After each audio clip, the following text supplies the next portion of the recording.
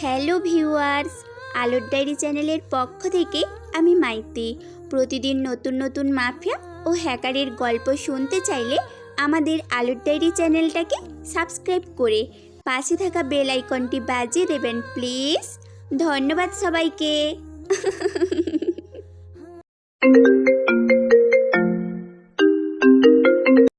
এই রাফসান শোন, তোর সাথে কিছু কথা আছে। প্রথমত সবাইকে বলছি এখানে প্রচলনের পাঠটা আমি করছি। ভাইয়ার একটু বেশি প্রেশার পড়ে যায় বলে কথকের ভয়েসটা আমি করছি। চলেন গল্পটা শুরু করা যাক। কেবলমাত্র এসএসসির শেষ পরীক্ষাটা দিয়ে বাসা দেখে যাচ্ছি, তখনই পিছন থেকে নীলা ডাক দিয়ে উপরের কথাটা বলল। তার ডাক শুনে ওখানে দাঁড়িয়ে আছে, এক পা এদিক ওদিক করেনি। সে রাফুর সামনে আসে, দীর্ঘ একটা নিঃশ্বাস নিয়ে বলল, ওই তোকে কখন থেকে ডাকছি, শুনতে পাচ্ছিস না? বয়রা নাকি তুই? আরে তুই আজ জানিস আমি যে বয়রা।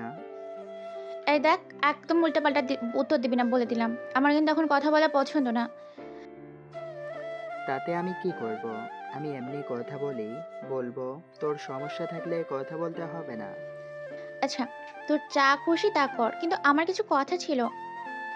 কথাটা বলে নীলা কেমন যেন হয়ে গেল। লজ্জায় মাথা নিচু করে পা দিয়ে মাটিতে রেখা টানতে থাকে। চমকে যায় রাফু। নীলা কখনো রাফুর সামনে মাথা নিচু করে কথা বলে না। হঠাৎ তার পরিবর্তন দেখেই বলল, বাহ, নীলা নামের মেয়েটার আজ কি হয়েছে? হঠাৎ মাথা নিচু করে কথা বলতেছিস যে? আগে তো এমন কখনো করিসনি। কি হয়েছে বল? আমার না কেমন কেমন লাগছে কথাটা বলতে। দেখ, এত ঢং না করে তাড়াতাড়ি বলে ফেল। তুই তো আগে কখনো এমন করিসনি। হঠাৎ কি হলো? নীলার কণ্ঠ শুকিয়ে আছে, নিচু সুরে বলল, আমি না তোকে ভালোবেসে ফেলেছি রাফু। নীলার মুখে এমন কথা শুনে অবাক হলো। কি বলে মেয়েটা এগোলো? মাথা ঠিক আছে ওর? নিজেকে গুটিয়ে বলল, ওই, তোর মাথা ঠিক আছে তো? নাকি মানসিক ডাক্তার দেখানো লাগবে? না, আমি ঠিক আছি, শুধু জানি আমি তোকেই ভালোবাসি। বলেই নীলা রাফুকে জড়িয়ে ধরে, সাথে সাথে তার কাছ থেকে নিজেকে ছাড়িয়ে নিয়ে সজোরে গালে একটা থাপড় বসিয়ে দিল। গালে হাত দিয়ে দাঁড়িয়ে আছে নীলা, রাগী কণ্ঠে বলল, দেখ, আমি তোকে কখনো এই নজরে দেখিনি। তুই তো আমার চাচাতো বোন। তুই এমনটা ভাবলি কিভাবে? আমি তো তোকে বোন ভাবি, এখনো ভাববো, ভবিষ্যতেও ভাববো। ভেবেছিস তোর আমার বয়স কত হয়েছে মাত্র? এর মধ্যে এসব ভাবতে লজ্জা করে না তোর? আমি এসব কিচ্ছু জানি না, শুধু তোকে চাই। বলে আবার রাফুকে জড়িয়ে ধরতে চেষ্টা করছিল, কিন্তু পারেনি। তার আগে আর একটা থাপ্পড় দিয়ে তার গালে। পুনরায় বলে, শোন, তোর কাছ থেকে এটা আশা করিনি। তুই আর আমার সামনে আসবি না। তোর সাথে আমার কথা নেই। তার মধ্যে রাফু রাব্বুর গাড়ি আসে সেখানে। সেটাতে দুজনকে উঠে বসতে হয়। বাসার দিকে যাচ্ছে আর দেখছে নীলা রাফুর দিকে তাকে, চোখ দুটো লাল করে আছে। মনে হচ্ছে এই অপমানের প্রতিশোধ সে নিবে। এই নিয়ে রাফু আর ভাবলো না। কি ভাববো? ড্রাইভার আঙ্কেলের মোবাইল নিয়ে গেমস খেলা শুরু করলো। এতক্ষণ যে কথা বলছিল সে হলো রাফসান ইসলাম শাহিদ। এবার এসএসসি পরীক্ষা দিল। পরিবারে তেমন কেউ নেই। রাফসান আব্বু আম্মু আর একটা বোন। তাদের ছোট পরিবার, কিন্তু মানুষ অনেক। বাসার মধ্যে ঢুকেই প্রতিটা দরজার সামনে গার্ড দাঁড়ানো। বাবা এলাকার ঠনদারদের একজন, বাবা এলাকার সন্ত্রাসদের একজন, তাই নিরাপত্তা। কিন্তু কার ভালো লাগে এসব? যাই হোক, আর কিছু বলল না।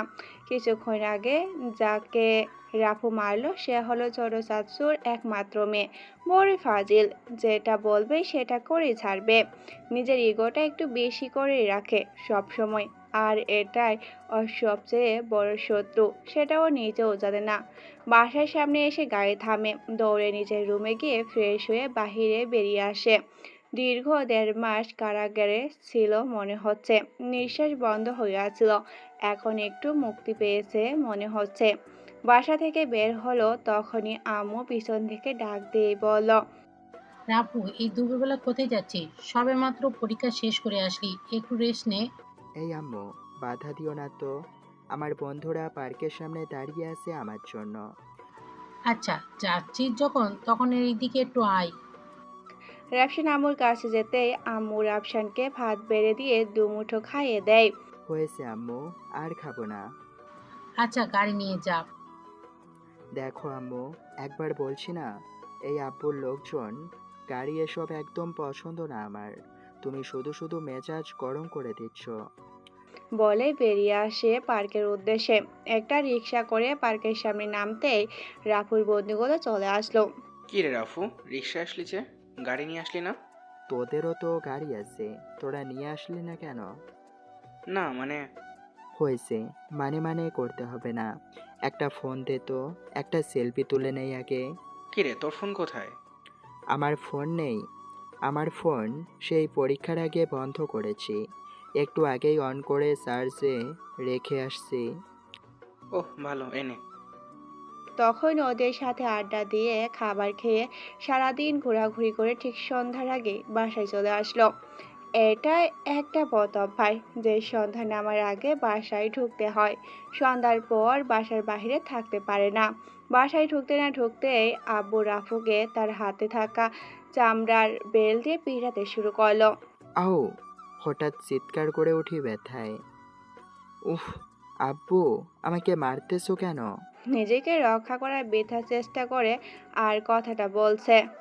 পাশেই দেখে নীলা ঠোঁট কামড়ে দিয়ে তাকে ইশারা করে বোঝাচ্ছে, তাকে খবর করিয়ে নিচ্ছে সে। বুঝেছে নিশ্চয়ই কিছু উল্টাপাল্টা মিথ্যা বলেছে তার আব্বুর কাছে। আম্মু আর ছোট বোনটা পাশেই দাঁড়িয়ে আছে, কেউ কিছু করতেই পারবে না, কারণ তার আব্বুর সামনে কেউ কিছুই বলতে পারে না। তুই আমার ছেলে হয়ে এমন কাজ কিভাবে করতে পারলি? নীলা তোর বোন হয়, তুই শেষে কিনা ওর উপরই ঝাঁপিয়ে পড়লি। ছি ছি, তোকে ছেলে হিসেবে পরিচয় দিতেও লজ্জা করছে। আমি তো কিছুই বুঝতেছি না। আউস! তখনও আব্বু তাকে ছাড়ছে না, অনেক মারছে। প্রায় 15 মিনিট পিটিয়ে তার পুরো শরীর লাল করে ফেলেছে। পিটানো থামিয়ে কড়া গলায় বলল, দূর হ আমার চোখের সামনে থেকে, আর কখনো যেন তোর এই পাপী মুখ আমি দেখতে না পাই। চোখের সামনে আসবি না তুই। তখন বুঝতে পারে নীলা তার আব্বুর কাছে খারাপ কিছু ইঙ্গিত দিয়েছে, তাই তার আব্বু কিছু ভাবতে পারেনি। কিন্তু আব্বুর কথাগুলো তারই হতে লাগে।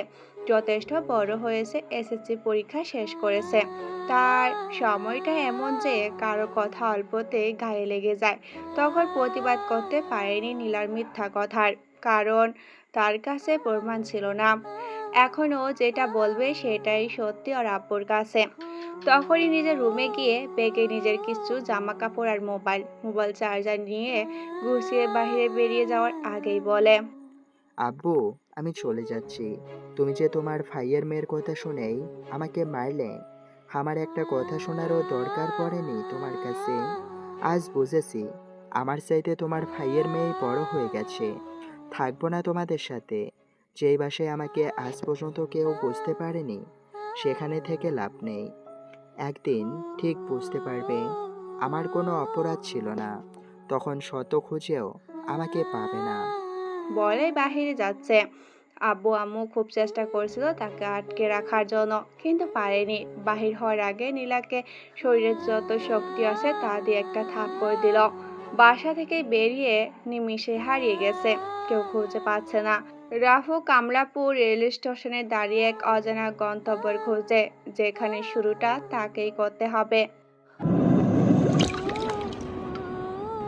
কামলাপুর রেল স্টেশনে দাঁড়িয়ে এক অজানা গন্তব্য খুঁজছে রাফু। তার জীবন তাকে গড়ে তুলতে হবে আজ থেকে। তাকে যে কোনো বাধার সংগ্রামের মুখোমুখি হতে হয়, তাতেও সে প্রস্তুত। একটি বেঞ্চে বসে ছিল আনমনা হয়ে। একবার ফিরে যেতে ইচ্ছে হচ্ছে, পুনরায় যে চেপে বসে। কিছুক্ষণ পর একটি ছোট্ট 9-10 বছরের ছেলে তার কাছে আসে, ক্ষুধার্ত চোখ মুখ নিয়েই বলল, ভাইয়া ভাইয়া 5টা টাকা দেন না, একদিন ধরে কিছু খাই না, দেন না ভাইয়া। ছেলেটাকে দেখে মায়া হলো। তাকে নিয়ে পাশের একটি দোকানে এসে কলা রুটি কিনে দিল। যখন টাকা পরিশোধ করে বাকি টাকাগুলো পকেটে রাখতে যাবে, তখনই ওই ছেলেটায় তার টাকাগুলো ছো মেরে নিয়ে দৌড় দিল। মুহূর্তের মধ্যে বাতাসের সাথে মিশে গেছে সে। সে হতবাক, নিজের মনে মনে বিড়বিড় করতে করতে বলল, যা, এইমাত্র যে ছেলেটা কিছু খাবার জন্য ছটফট করছিল পরক্ষণেই এমন কাণ্ড করলো। দুনিয়া সত্যি অদ্ভুত। কি করবে এখন? দিশেহারা সে ব্যাগের পকেট থেকে 100 টাকা আর চট্টগ্রামের টিকিটটা পায়। মানুষ এমন হয় কি বোধহয়, উপকার করার জন্য যে হাত দিয়েছে সে হাতেই বাস ধরিয়ে দিয়ে চলে গেল। সেদিন একটা জিনিস শিখেছে, কাউকে বেশি সাহায্য করতে নেই, অতিরিক্ত বিশ্বাস করতে নেই, তাহলে শুধু বাস ছাড়া আর কিছুই পাওয়া যাবে না। সে তো শুধু ছেলেটাকে সাহায্য করতে চেয়েছিল। তার কাছে কোনো টাকা নেই, বাসায় ফিরে যাব ভাবছে। ব্যাগটা নিয়ে বাসার দিকে রওনা হচ্ছিল, তখনই ব্যাগটা বেঞ্চের সাথে আটকে যায়। সেখানে আটকানোর কথা না এই ব্যাগটা, তাকে হয়তো এই শহরও দূরে ঠেলে দিচ্ছে। তাই চলে যাচ্ছে শহর ছেড়ে। ট্রেনে উঠে মোবাইলটা বের করে দেখে তার বন্ধু আম্মু অনেকবার ফোন করেছে, অনেক অনেক মেসেজ, কিন্তু সেগুলো দেখে আর মায়ে জড়াতে চায় না। যেদিন তার আব্বুর ফুল ভাঙবে সেদিন আসবে, সেদিন তাদের সামনে নিজেকে প্রতিষ্ঠিত করেই আসবে। মোবাইল থেকে সিমটা খুলে তা দিয়ে গেমস খেলে সময় কাটাচ্ছে। চট্টগ্রামে মধ্যরাতে পৌঁছে যায়। এখন কোথায় যাবে কোনো ঠিকানা খুঁজে পাচ্ছে না। এমন পরিস্থিতিতে পড়তে হবে আগে ভাবিনি। এই শহর চেনা নেই তার, এই প্রথম চট্টগ্রামে আসা। প্রায় 2 ঘন্টা এদিক ওদিক ঘুরে বেড়ানোর পর কিছু না পেয়ে একটা বেঞ্চের উপর ব্যাগটা রেখে তার উপর মাথা রেখে শুয়ে পড়ে। কিন্তু ঘুম তো আর আসবে না। একটু পর পর ট্রেনের শব্দে ঘুম ভেঙে যায়। কোনো রকম রাতটা কেটে গেল রেস্টুরেন্টে। সেখান থেকে বেরিয়ে যেদিক দু চোখ যায় সেদিকেই যাচ্ছে। হঠাৎ এত এত মানুষের মধ্যে একটু ভয় করছিল না তার। তাই ভাবলো ভয়টাকে যদি জয় করতে পারে তাহলে সাফল্য হতে পারবে জীবন যুদ্ধে। প্রায় 9টা বাজে তখন। কিছু খুঁজতে পাচ্ছিল না, ক্ষুধাও লাগছে খুব। একজনের কাছে জায়গাটির নাম জিজ্ঞাসা করে। সে বলল নিউ মার্কেট।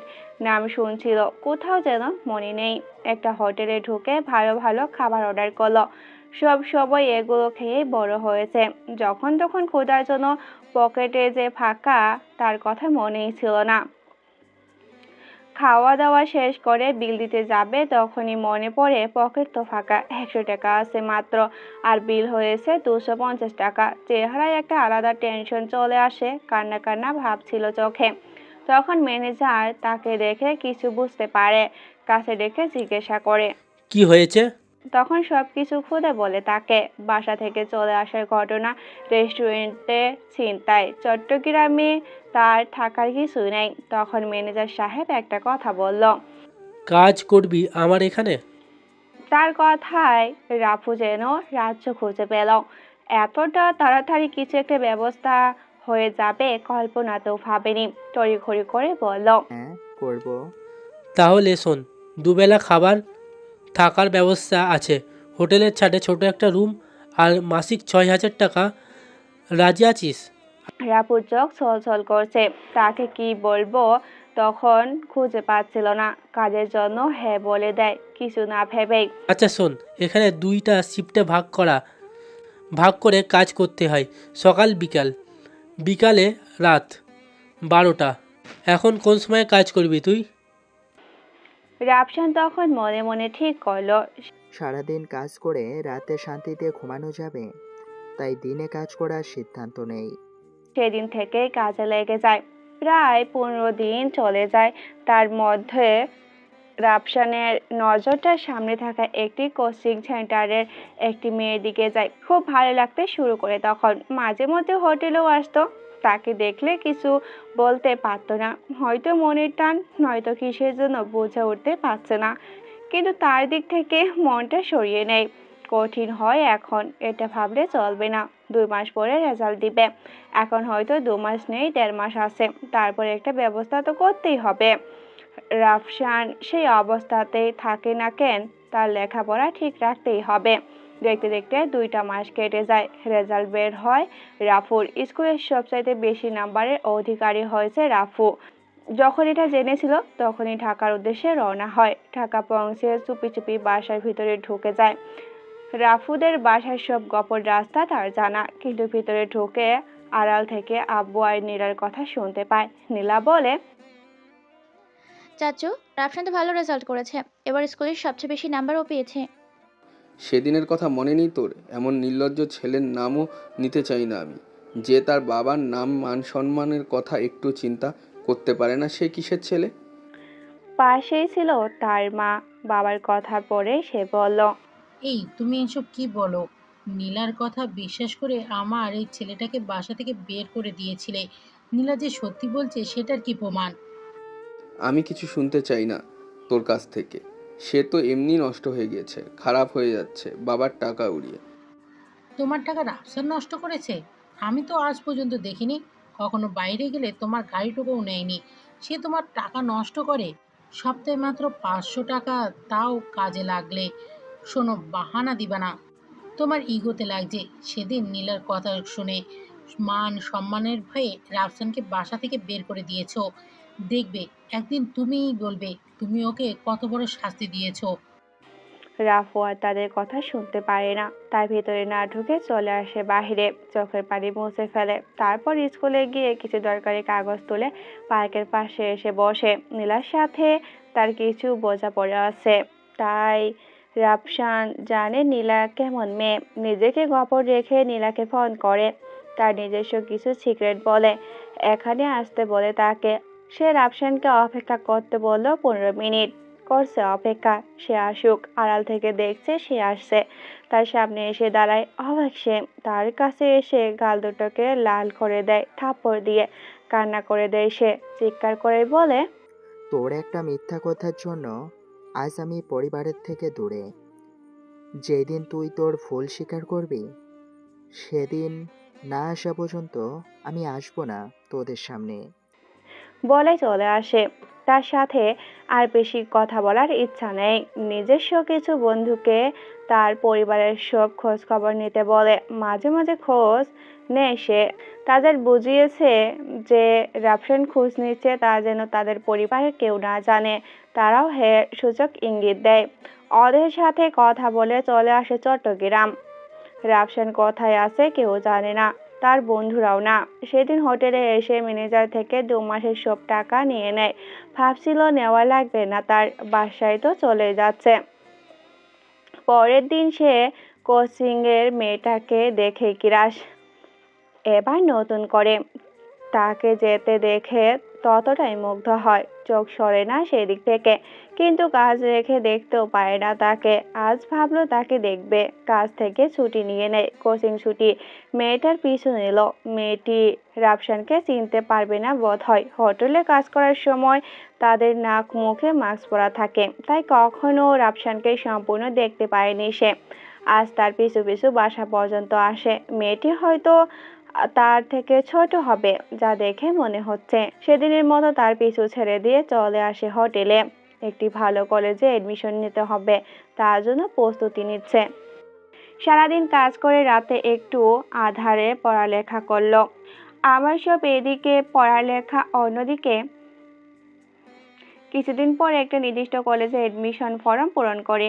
এখন শুধু অপেক্ষা। শুনছি এখানকার কলেজে লেখাপড়ার মান ভালো, সরকারি কলেজ। আমার বর্তমান সাধ্যের মধ্যেই থাকবে। কেটে যায় কয়টা দিন, মাঝখানে শুধু এডমিশন রেজাল্টের অপেক্ষায় ছিলাম। কাজ আর রাতে আকাশ দেখা চোখে স্বপ্নে বোনা। হঠাৎ একদিন কাঙ্ক্ষিত রেজাল্টটি আসে, খুশিতে আত্মহারা সে।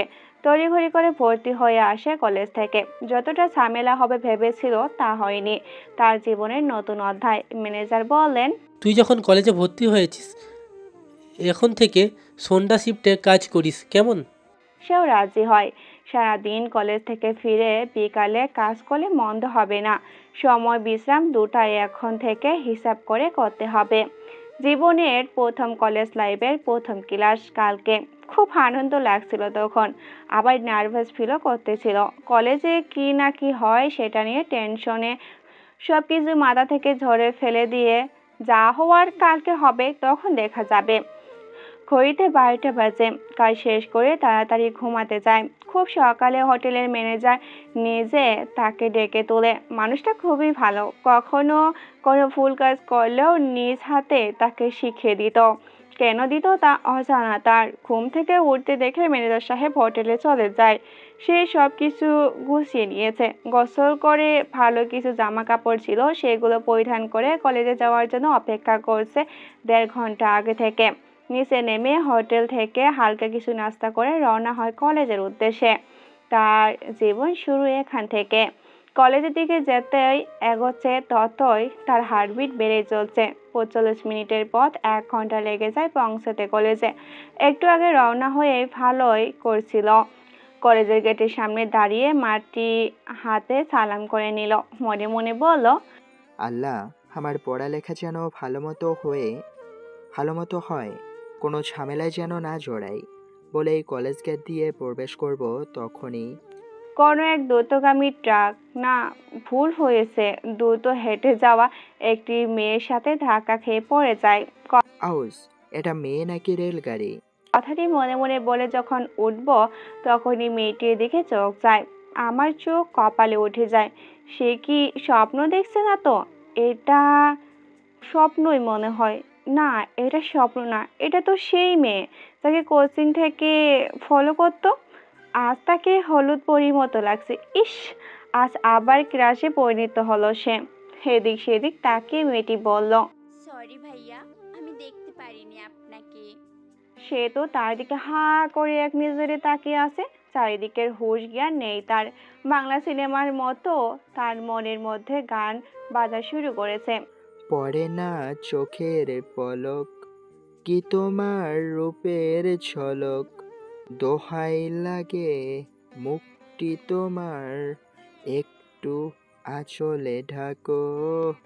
সামনে আর এগোতে পারলো না গানটা। তার মধ্যেই আমি আবার স্বাভাবিক হয়ে দেখি মেয়েটা সামনে নেই। তাড়াতাড়ি উঠে পড়লাম, বিড়বিড় করে বললাম, এই যা, গানের চক্করে তো মেয়েটার নামই জানা হলো না। আর কোন ইয়ারে পড়ে তাও না। যদি সিনিয়র হয় তাহলে তো ডাবল ক্রাশ, ডাবল বাসে পরিণত হবে। না, এমন সুন্দরীর জন্য ডাবল বাস খাওয়াতে ভালো হবে।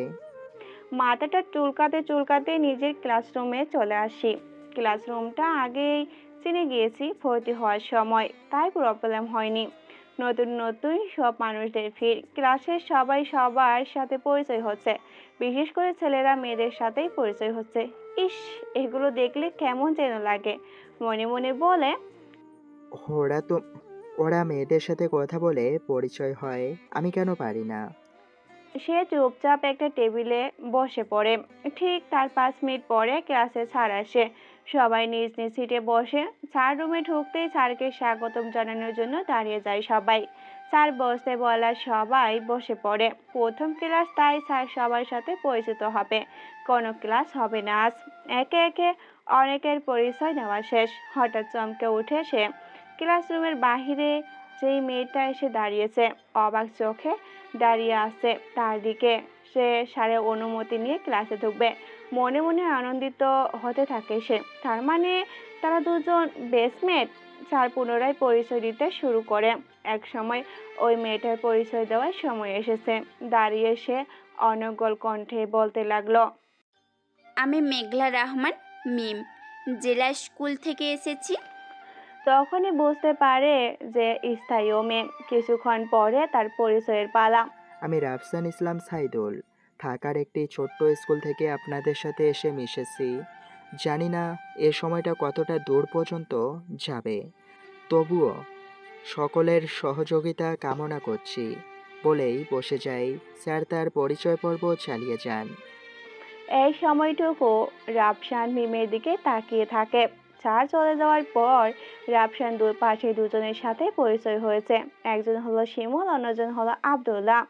প্রথম দিন কলেজে এসে এই দুজনের সাথেই পরিচিত হয়। আরো কিছুটা সময় ক্লাসের বিভিন্ন স্যার এসে বক্তব্য দেয়, আবার চলেও যায়। কিন্তু তার চোখ দুটো তো মিমের দিকেই আটকে আছে। ক্লাস শেষ করে সবাই যে যার মতো করে চলে যাচ্ছে। রাফসানও চলে যাওয়ার জন্য কলেজ ভবন থেকে বাহির হয়ে মাঠের পাশ দিয়ে যাচ্ছে। তখনই কিছু সিনিয়র ভাই তাকে ডাক দিল। এই ছেলে, এই এই জি ভাইয়া, আমাকে ডাকছেন? হ্যাঁ, তোকেই ডাকছি, এদিকে আয়। জি ভাইয়া, বলেন। একজন রাগী কণ্ঠে বলল, এই ছেলে, বড়দের দেখলে সম্মান করতে হয় জানিস না? সালাম দে। আসসালামু আলাইকুম ভাই, ভালো আছেন? ওয়ালাইকুম সালাম। সালামের উত্তর দেয় একজন, অন্য একজন বলে, ভুল তো করে ফেলেছিস প্রথম দিনেই। এখন এখানে কান ধরে দাঁড়িয়ে থাকবে 2 মিনিট, তারপর যেতে পারবে। কি করবে তখন ভেবে পাচ্ছিল না।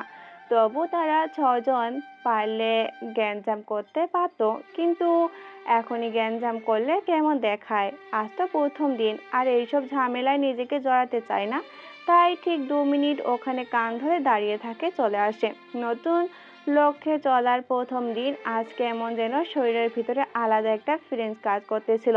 রাতে কাজ শেষ করে ঘুমিয়ে যায়, হঠাৎ মিন ঝড়ে স্বপ্ন আসে। ঘুম ভেঙে যায় তার, অন্ধকারে বিড়বিড় করতে থাকে, এতটা পাগল হয়ে গেছি ওর জন্য। নিজেকে প্রশ্ন করে মনটা ছটফট করতে থাকে। কখন সকাল হবে, কখন কলেজে যাবে, কখন মিমকে দেখবে, এগুলো ভাবতে ভাবতে কখন যে ঘুমিয়ে যায় টেরে পায়নি। সকালে ঘুম থেকে উঠেই ফ্রেশ হয়ে হোটেল থেকে নাস্তা করে সময় মতো রওনা হয় কলেজের জন্য। হঠাৎ দেখে মিম যাচ্ছে রিকশায় করে। সামনেই একটা ছেলে মিমের রিকশা থামিয়ে তাকে বিরক্ত করছে। মিম অসহায়, প্রায় কিছু বলতেও পারছে না। তার মস্তিষ্কে তখন আগুন জ্বলছে। কিছু সময় পরে মিমকে যেতে দেয় ছেলেটি। রিকশা চলল। একটু আড়াল হতেই টং দোকানের শুকনো বাঁশের লাঠিটা নিয়ে ছেলেটার সামনে এসে দাঁড়ায়। এটাকে ডিস্টার্ব করলি কেন? ছেলেটা রাফসানের সিনিয়র হবে। সে প্রথমেই রাফসানের দিকে তাকায়, এদিক ওদিক তাকিয়ে বলল, মেয়েটা তোর কি হয়? তোকে কৈফিয়ত দিব নাকি? না দিলে আমিও ডিস্টার্ব করব, তুই কি করবি? ছেলেটার কথা শেষ না হতে হাতের লাঠি দিয়ে মাথায় আঘাত, ফেটে যায় মাথা, রক্ত ঝরে। সে চেপে ধরে মাথাটা, শার্টের কলার ধরে হাঁচকা টান দিয়ে তাকে রাস্তার পাশে নিয়ে যাচ্ছে। তারপর ইচ্ছা মতো হাত পায়ে আঘাত করে। ছেলেটা প্রায় আধমরা। রাফসানও ক্লান্ত, তাকে ছেড়ে দিয়ে বলল, ফের যদি তোকে ডিস্টার্ব করছিস তো মরছিস, মাথায় রাখবি। কথাটা বলে চলে আসলো সেখান থেকে। নিজেকে গুছিয়ে কলেজে আসলো। গেট দিয়ে ঢুকতেই গতকালের সেই বড় ভাইগুলো আজ আবারও ডাকছে। ধুর, ভাল লাগে না। বড় ভাই এবং কলেজে দেখে কিছু বলতেও পারছে না তাদের। জি ভাইয়ারা, আসসালামু আলাইকুম। ওয়ালাইকুম সালাম। বাহ, একদিনেই শিখে ফেলেছিস দেখি। ভাইয়া, আমার ক্লাস শুরু হয়ে যাবে, একটু পরেই আমি যেতে পারি? আরে এত ব্যস্ত কেন?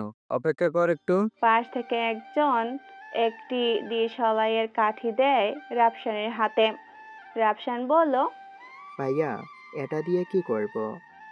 এই যে সামনে যে ব্রেসটা আছে সেটা একবারে মেপে বল কত কাঠি। তারা সবাই হাসছে দেখে রাফসানের মাথা গরম হয়ে যাচ্ছে। কিছু বলল না, এখন সময় হলেই বলবে। প্রায় 15 মিনিট ধরে মেপে তারপর ক্লাসে চলে আসে। একটু লেট হয়, 10 মিনিট ক্লাসে ঢোকার অনুমতি চেয়ে ঢুকে পড়ল। সবাই মনে হয় এলিয়েন দেখছে, সেভাবেই তাকিয়ে আছে তার দিকে। কিছু ভাবতে পারছে না এখন। ক্লাস শেষ হলে শিমুলে সেই বলল, কিরে, তোর মাথায় দিয়ে কি ঝড় গেল নাকি? মানে কি ঝড় যাবে? তখন শিমুলার মোবাইলের ক্যামেরা অন করে রাফসানের দিকে তাক করায়। এ কি, এটা যে রাফসান, তা মনেই হচ্ছে না। বড় বড় চুলগুলো এলোমেলো হয়ে আছে, নিজেকে চেনাই যাচ্ছে না। এখন বুঝছে, এই জন্যই মনে হয় সবাই তার দিকে হা করে তাকিয়েছিল। আসলে তখন ওই ছেলেটাকে মারার পর নিজের চুলগুলো ঠিক করতেই মনে নেই। যাই হোক, হাত দিয়ে চুলগুলো ঠিক করে নেই। শিমুল, চল একটু বাইরে যাই, এখানে কেমন দম বন্ধ হয়ে আসছে। আচ্ছা চল। দুজনে ক্লাসরুম থেকে বাইরে চলে আসে মাঠের দিকে। এক কোণে মিম বসে আছে, তাকে দেখে শিমুলকে বলল, শিমুল, তুই মাঠের ওই কোণে বস, আমি একটু আসতেছি। বলেই চলে আসলো। মিম আনমনে আকাশের দিকে তাকিয়ে আছে। পিছন থেকে তার কাছে এসে বলল, এই মিম, এই শোনো না, প্রতিদিন ভালোবাসার নতুন নতুন গল্প পেতে ও শুনতে চাইলে আমাদের আলোর ডায়েরি চ্যানেলটি সাবস্ক্রাইব করে পাশে থাকা বেল আইকনটি বাজিয়ে দিও, কেমন? পিছনে এসে দাঁড়িয়ে মিমকে ডাক দেই। মিম। পিছনে ফিরে তাকায় সে। রাফসানকে দেখে বলল, জি বলুন। হানমনে একা একা কি করো এখানে? কৈফিয়ত দিতে হবে আপনাকে। তা নয়, তোমার বান্ধবীদের দেখছি না যে। ওরা ঘুরতে গেছে, আমার আবার এসব ভালো লাগে না, তাই একা একা বসে থাকি। একা একা বসে থাকতে ভালো লাগে নাকি কারো? আমি একা একা বসে থাকতে পছন্দ করি, তাই এনজয় করি সময়টাকে। তুমি সবার সাথে সময়টাকে এনজয় করার ফিলিংসটা বুঝলে না। বুঝলে নয়, বুঝলে এমন করে বসে থাকতে না। হ্যাঁ, হয়তো বা। তার কথা শেষে চুপ হয়ে যায় রিয়াপশান। মনের মধ্যে একটা কথাই ঘুরপাক খাচ্ছে, বলবো কি বলবো না সেটাই ভেবে পাচ্ছে না। কিছুক্ষণ সেখানে চুপচাপ আছে। রিয়াপশানের চুপ থাকা দেখে মিম বলল, আপনি কি কিছু বলবেন আমাকে? হ্যাঁ, হ্যাঁ বলতে তো এসেছিলাম। তবে আগে একটা কথা বলো, আমরা বেস্টমেট। আপনি আপনি না করে তুমি করে বললেই পারো। আচ্ছা, তুমি করেই বলবো। এখন কি বলতে এসেছিলে বলো। তাকে কি করে বলবো বুঝতে পারছে না। আমতা আমতা করে বলতে লাগলো, না মানে ইয়ে, তোমার না মানে এর অর্থ কি বলবা আমাকে? না আসলে তা না। তাহলে কি? তুমি কি আমার বন্ধু হবে? কথাটা বলতেই বুকটা হালকা হয়ে আসলো। সরাসরি বন্ধুত্বের প্রপোজাল, সাহস জমানোটা তার পক্ষে একটু কষ্টের ছিল। ভেবেছিল মিম অন্য কিছু বলবে, কিন্তু সে চমকে দেয় রাফসানকে। বলল, হুম, হতে পারি, কিন্তু একটা শর্তে। এখানেও শর্ত? হ্যাঁ, শর্ত অনুযায়ী বন্ধু হতে চাইলে 1 প্রেস করো, না চাইলে 2। আমি নির্দ্বিধায় এক প্রেস করব। তুমি বুঝতে পেরেছো নিশ্চয়? হ্যাঁ, তাহলে শোনো, প্রথমে তোমার ওই বড় বড় চুলগুলো কেটে আসবে। দ্বিতীয়ত, দূরত্ব বজায় রাখবে। আর হ্যাঁ, মোটেও অ্যাডভান্টেজ নেওয়ার কথা মাথায়ও আনবে না। বাকিগুলো পরে বলবো। মানে এই তোমার একটা শর্ত? এটা রীতিমতো বাটপাড়ি হলো না? জি না, তুমি শর্তে রাজি না থাকলে আসতে পারো। এমনিতেও তুমি পাগল, আর একটা পাগলের সাথে কোনো মেয়েই বন্ধুত্ব করবে না, তাই না? কি আমি পাগল? জি হ্যাঁ, তুমি এখন আস্ত একটা পাগল। বিশ্বাস না হলে আয়নায় একবার নিজের চেহারা দেখে তারপর বলো যে তুমি এখন মানুষের রূপে আছো নাকি। আর হ্যাঁ শোনো, কাল যদি চুল না কেটে আসো তাহলে বন্ধুত্ব করার আশা ছেড়ে দিতে হবে, বলে দিলাম কিন্তু। এখন চলো, ক্লাসের সময় হয়ে আসছে, ক্লাসে যাই। মিম উঠে দাঁড়ায়, ব্যাগ কাঁধে নিয়ে রওনা হয় ক্লাসের দিকে। এতক্ষণ বসে থেকে শিমুলের কথা ভুলেই ছিল। হঠাৎ মনে হতেই মিমকে বলল, এই মিয়া, তুমি ক্লাসে যাও, আমি আসতেছি একটু। আচ্ছা, তাড়াতাড়ি চলো, এসো, ক্লাস শুরু হয়ে যাবে এক্ষুনি। মিমের সামনে থেকে চলে আসে শিমুলের কাছে। ও বসে আছে ওই কোণে। সরি দোস্ত, একটু কথা বলতে শুরু করেছিলাম, কখন যে সময় চলে গেল বুঝতেই পারিনি। আরে ভাই, বন্ধুর কাছে সরি বলতে নেই। বন্ধু মানে দোস্ত। তুই 1 মিনিট দাঁড়া, আমি সারাদিন নাও আসতে পারি। ধরো, এমন হয় নাকি? হ্যাঁ, বন্ধু এমনই হয়। একজন আরেকজনের জন্য নিজেকে ত্যাগ করার নামই বন্ধু। আর কথা শেষে রাফসান কিছু বলল না। হাসাহাসি করে কিছুক্ষণ। তখনকার ক্লাসটা গ্যাপ যায় তাদের। কখন যে সময় গেল ক্লাসের কথা মনেই ছিল না। হঠাৎ ঢাকায় থাকা এক বন্ধু ফোন করে তাকে। শিমুলের থেকে একটু দূরে এসে বলল, হাই রিমন, কেমন আছিস? রিমন রাফসানের প্রশ্নের উত্তর না দিয়ে করুণ কণ্ঠেই বলল, ভাই, একটা কাজ হয়ে গেছে। বুঝতে পারিনি কিভাবে হলো। কি হয়েছে? যেই পিস্তলটা আমার নামে রেখেছিলি সেটা হারিয়ে গেছে দোস্ত। রাফসান তার কথা বিশ্বাস করেনি, পুনরায় বলল। কি হয়েছে সত্যিটা বল। কিছুক্ষণ চুপ থাকে রিমন, তারপর বলে, ভাই আমাকে ক্ষমা করিন। প্রচণ্ড টাকার দরকার ছিল। এক বড় ভাই তোর পিস্তলটা দেখে পছন্দ হয়েছে, সে এটা নিয়ে গেছে। চুপ থাকলো। তার কথা শুনে বিড়বিড় করে বলল, আচ্ছা, প্রবলেম নাই, চিন্তা করিস না, ভালো থাকিস, বাই। বলেই ফোনটা কেটে দেয়। বাবার থেকে লুকিয়ে রাখা জীবনের প্রথম পিস্তলটা আর শেষ হয়ে গেল।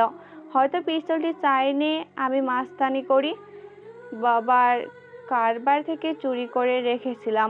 বাবা একজন আন্ডারওয়ার্ল্ডের মাফিয়া ছিলেন, তার থেকেই রেখেছিলাম।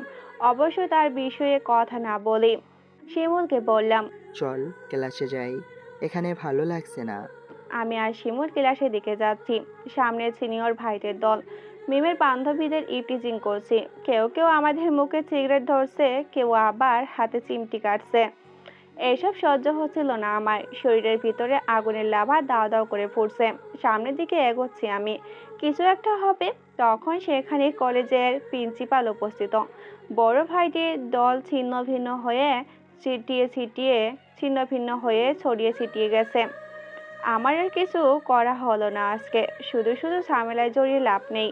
সেদিন আর ক্লাস করা হয়নি। ওখান থেকে পিছু ফিরলাম বাসার দিকে। হোটেলে ফেরার আগে চুলগুলো ছোট করে নেই। হোটেলে আসতেই সবাই হা হা করে তাকিয়ে আছে তার দিকে। কেউ কেউ মজা করছিল তাকে দেখে। এর কারণ অবশ্য অনেকেই আগে চুল কাটতে বলেছিল, কাটেনি। হঠাৎ পরিবর্তনে তাদের কিছু বলবার নেই। আমার এটাই জীবন। সবার মাঝে থেকে নিজেকে লুকিয়ে বাঁচাতে চাইছি এখন।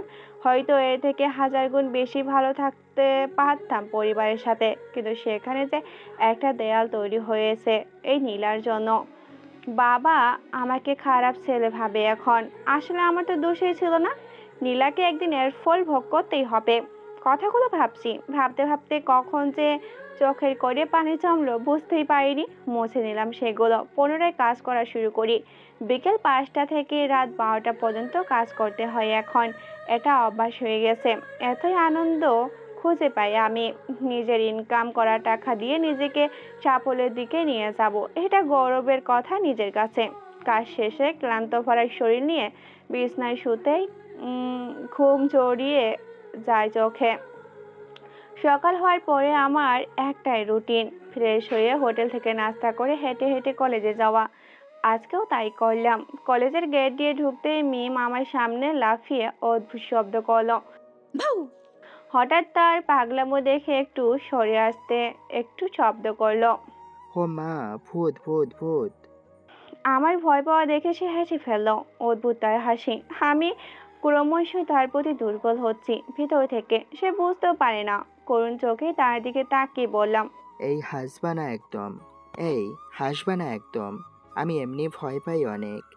তুমি যে এতটা ভীতু আগে জানতাম না।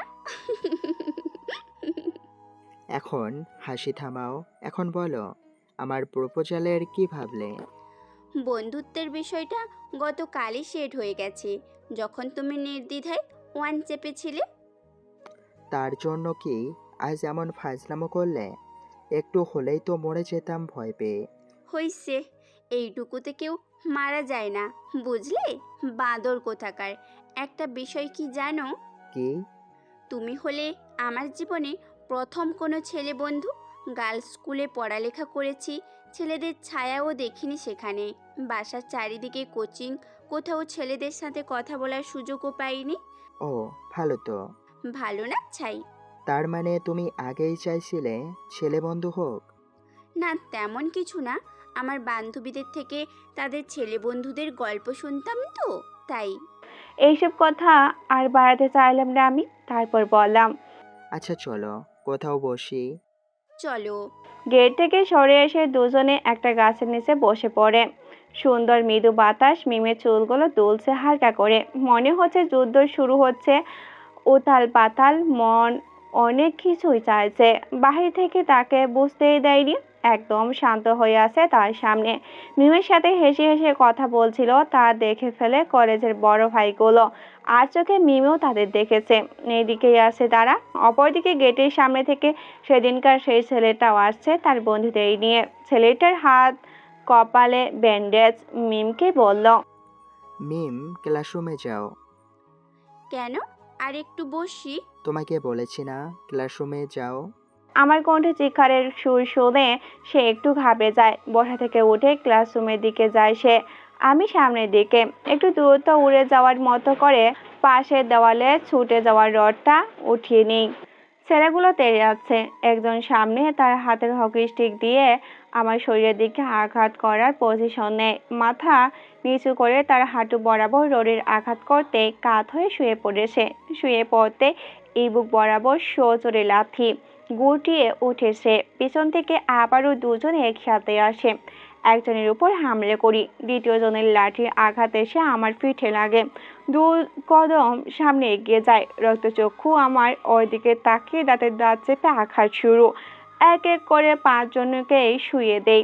আগে মার খাওয়া ছেলেটাকে ছেড়ে দেই। সে চুপচাপ দাঁড়িয়ে আছে। তার উদ্দেশ্যে বলি, এদের হাসপাতালে নিয়ে যাস। দ্বিতীয়বার আমারে মারার কথা যদি স্বপ্নেও দেখিস, তাহলে স্বপ্নে এসে মেরে যাব, কথাটা মনে রাখিস। ছেলেটা ভয়ে কাঁপতে কাঁপতে চলে যায় সেখান থেকে। আমি ক্লাসরুমে ঢুকে যাচ্ছি, সবাই তাকিয়ে আছে আমার দিকে, কেননা যাদের মেরেছি তারা এলাকার নাম করে বখাটের দল। বড় ভাইদের পাশ দিয়ে যাচ্ছি, মনের মধ্যে হাসি চেপে রাখছি। ভাইগুলো চুপ হয়ে দাঁড়িয়ে আছে মাথা নিচু করে, তারা হতবাক। যাদের আমি মেরেছি তারা ভাইদের চেয়েও বড় বখাটে। একটা মজা নেওয়ার জন্য তাদের দিকে তাকিয়ে বললাম, আসসালামু আলাইকুম বড় ভাই, সরি আজ সালাম দিতে ভুলে গেছিলাম। আরে তোমার সালাম দেওয়া লাগবে না, তুমি তো ছোট ভাই, আর ছোট ভাই কখনো সালাম দেয় না। তুমি আমাদের সবার ছোট ভাই। বেশি কথা না বাড়িয়ে তারা ওখান থেকে চলে যায়। বাকি সবাইও নিজ নিজ কাজে লেগে পড়ে। পিছন ফিরে তাকাতেই দেখে মিম তার দিকে আসছে। সে একটু ভয় পেয়ে পিছিয়ে আসে। মিম বলে, কে তুমি? তার কাছে উত্তর নেই, চুপ করে আছে। মিম আবারও বলে, তুমি রাইহানকে কিভাবে চেনো? তাছাড়া তোমাকে বা ওকে দেখে মনে হলো তোমাদের মধ্যে আগেও মারামারি হয়েছে, কিন্তু কেন? রায়হানকে? একটু আগে যে হাতে কপালে ব্যান্ডেজ নিয়ে আসলো সে রাইহান। আমাকে বিরক্ত করতো বেশ কিছুদিন। না, আমি চিনি না রায়হানকে। সে আমার কোনো ক্ষতি করেনি, তবে একজনকে ডিস্টার্ব করছে, তাই মেরেছিলাম একা পেয়ে। তবে সে যে আজ আমাকে মারতে আসবে তা নিশ্চিত ছিলাম। কোনো এলাকার পাতিমাস্তানগুলো সহজে হার মেনে নেয় না। তাহলে তুমি কে? আমি মানুষ। তা তো দেখতেই পাচ্ছি, কিন্তু মানুষের পেছনে কে? অদৃশ্য মানুষ। তুই একটা খব্বিস। অবশ্যই, তুমি যা বলবে তাই। দেখ, মাথা খাবি না বলে দিলাম। আমাকে দেখে কি তোমার রাক্ষস মনে হয়? জি না, মাস্তান টাইপের কিছু মনে হইল। তবে তুমি কখনো মাস্তান হতে পারো না। একটু আগেই যে পরিমাণ ভয় পেলে আমাকে দেখে। ওখানে কেমন যেন লাগছিল। সবাই আর চোখে দেখতে লাগলো তাদের। মিমকে বলল, চলো আজ ক্লাস করব না, দুজন মিলে ঘুরতে যাব কোথাও। কি বললা শয়তান? ক্লাস করবা না মানে কি? ক্লাস ফাঁকি দেওয়ার ফন্দি, তাই না? না, আজ তোমাকে নিয়ে ঘুরতে যেতে মন চাইছে, তাই। আমি অবাক হচ্ছি তোমার এইসব কিছু দেখে। তুমি আসলেই কে বলো তো? মাত্র প্রথমে দেখাতে, প্রথম কথাতে বন্ধুত্বের হাত বাড়ালে। আমি কিসের জন্যই বা তোমাকে বন্ধু বানালাম? 10 দিনও হয়নি ঠিক করে ক্লাস শুরুর, তুমি এর মধ্যে কলেজে গ্যাঞ্জাম শুরু করেছো। ক্লাস ফাঁকি দিয়ে ঘুরতে যাবার প্রস্তাব করছো। কি চলছে তোমার ভিতর শুনি? হুম। না মানে এতগুলো প্রশ্ন। চলো আজ ঘুরে আসি। সত্যি অবাক হয় মেয়েটির কিউরিসিটি দেখে, কিন্তু কোনো প্রশ্নের উত্তর জানার আগ্রহ নেই। এখানে প্রশ্ন করে থেমে গেছে, অন্যথা ঘুরতে যেতেও রাজি হয়। মেয়েটির মাথায় কি চলছে বুঝতে পারছে না। তখন সে রাফসানকে অবাক করে দিয়ে বলে, আরে বাবা, সত্যি যাব। চলো তো, এত ভাবতে হবে না।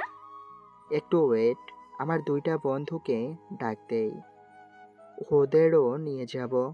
ওকে। তখন ফোনটা বের করে আব্দুল্লাহ শিমুলকে ফোন করে নিচে আসতে বলে। তারা আসলে মিমের সাথে পরিচয় করিয়ে দেয়। মিম, এই হচ্ছে শিমুল আর আব্দুল্লাহ, আমার কলেজ লাইফের প্রথম বন্ধু। শিমুল, আব্দুল্লাহ, এই হচ্ছে তোর ভাবি। শব্দটা মুখের মধ্যে চেপে গেছে। ফের বললাম, এই হচ্ছে মিম, আমার বন্ধু। 4 জন একসাথে একটি নদীর তীরে।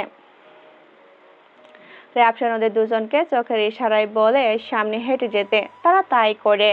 রাফসান আর মিম তাদের পিছু পিছু হেঁটে যাচ্ছে। কিছু কিছু সময় তাদের বুঝে ওঠার আগেই ফুরিয়ে যায়। তেমনি কলেজ টাইমও শেষ। নদীর তীরে মিমকে একটা রিকশায় তুলে দিয়ে রাফসান হেঁটে চলে আসলো তার রাজপ্রাসাদ। হোটেলের ছাদে তার চিলে কোঠায়।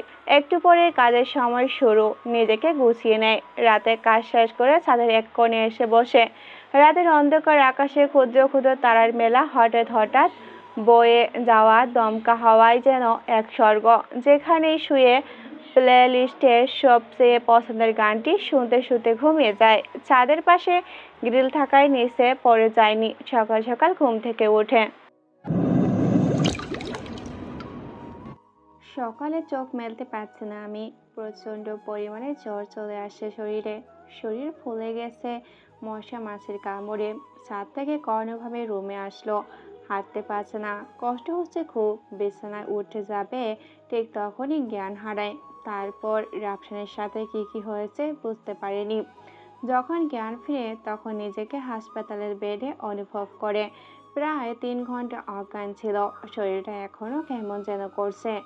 জ্বর হালকা কমেছে। পকেটে ফোন ছিল, বের করে দেখে একটি আননোন নাম্বার থেকে 99+ মিস কল এসেছে। শিমুলও কয়েকবার ফোন করেছিল। হুঁশ নেই কিভাবে রিসিভ করব তাদের ফোন। প্রথমে আননোন নাম্বারে কন্ট্যাক্ট করার জন্য ডায়াল করে। আসসালামু আলাইকুম, কে বলছেন? এই নাম্বার থেকে 2 ঘন্টা আগে 99+ ফোন কল আসছিল, তাই জানতে চাচ্ছি কে আপনি? হারামি, কই ছিলি এতক্ষণ? ফোন রিসিভ করস নাই কেন? সুন্দরী একটি কণ্ঠস্বরে একটি মেয়ে কথাটি বলল। সে চিনতে পারেনি তাকে। ফের বলল, আসলে আমি আপনাকে চিনতে পারিনি, কে বলছেন? তুই আমাকে চিনিস না? সরি, আপনাকে চিনতে পারলাম না। আমার নাম্বার দেখেও চিনতে পারছিস না আমি কে? মেয়েটির কণ্ঠ একটু নরম হয়ে আসলো। কেমন যেন সুর বদলে গেছে। তারপর বলল, আমি যদি চিনতেই পারতাম তাহলে কি এমন করে বলতাম নাকি? আমার কণ্ঠ শুনেও চিনতে পারছিস না আমাকে? এখন কেমন যেন লাগছিল তার কথা শুনে। কে হতে পারে এমন যে রাফসানের ফোন দিয়ে এমন কথা বলছে? হয়তো রং নাম্বার হবে। অন্য কেউ ভাবছে হয়তো রাফসানকে। আমি সত্যি বলছি, কিছুতেই চিনতে পারছি না আপনাকে। কিছুতেই চিনতে পারতেছি না আপনাকে। আপনি মনে হয় রং নাম্বারে ডায়াল করছেন। আমার জীবনে আজ পর্যন্ত কোনো মেয়ের সাথে আমার ফোন নাম্বার শেয়ার করিনি, কেউ ফোনও করেনি। মেয়েটা চিৎকার করে উঠল। রাফসান, তুই আমার কণ্ঠ চিনতে পারিস নাই, আমার নাম্বারটাও সেভ করিস নাই। তুই না আসলেই একটা হারামি কুত্তা। তুই সামনে আসিস পারলে, তখন দেখবি। হবাক তুই, আমি, এ তো মিম। মিম তুমি? কি বলবো? রাফসানের মুখ থেকে কথাই বের হচ্ছে না। মিম রাফসানকে ফোন দিল ভাবতেই পারছে না। মিমের থেকে ওর নাম্বারটা নেওয়া হয়নি তার।